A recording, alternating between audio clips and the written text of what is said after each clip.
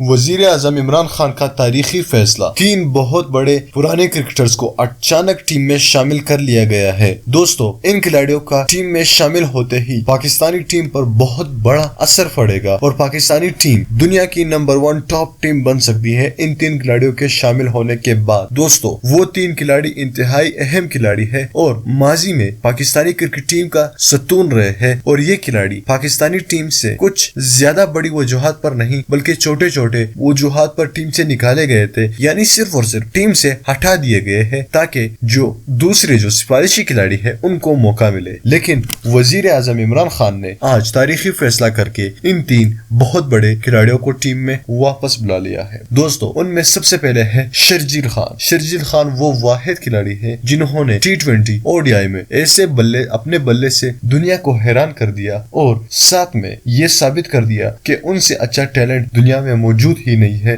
انہوں نے PSL میں 2 سینچریاں مار کر دنیا کو حیران کر دیا۔ پھر بدقسمتی سے ان کو جان بوجھ کر سپورٹ فکسنگ کیس میں پھنسا دیا گیا اور ان کو ٹیم سے ہٹا دیا گیا۔ محمد آصف کو بھی ٹیم میں شامل کر لیا گیا ہے۔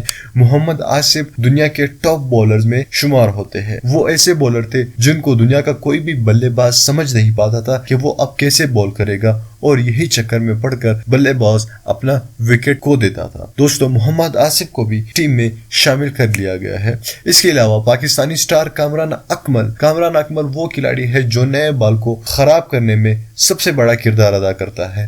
ناظرین، نیا بال جو میچ میں ہوتا ہے اس کو سوئنگ آسانی سے دے سکتے ہیں، لیکن کامران اکمل وہ واحد کھلاڑی تھے جو 1-2 اوور کریز پر اگر ٹک جاتے تھے تو وہ بال کو خراب کر کے ایسے چکے چوکے لگا دیتے تھے کہ حریف ٹیم بھی حیران رہ جاتی تھی کہ اب اس پلیئر کو کیسے کنٹرول کرے۔ ان 3 کھلاڑیوں کو وزیر اعظم عمران خان نے پاکستانی ٹیم میں شامل کر لیا ہے اور یہ کافی زیادہ اچھی خوشائند بات ہے۔ دوستو، آپ کو کیا لگتا ہے کہ ان 3 کھلاڑیوں کو شامل کرنے پر وزیر اعظم کو داد دینی چاہیے یا نہیں؟ آپ ہمیں کامنٹ باکس میں ضرور نیچے بتائیے، اور ساتھ میں ہماری اس ویڈیو کو لائک کیجیے اور ساتھ میں چینل کو ضرور سبسکرائب کیجیے۔ اللہ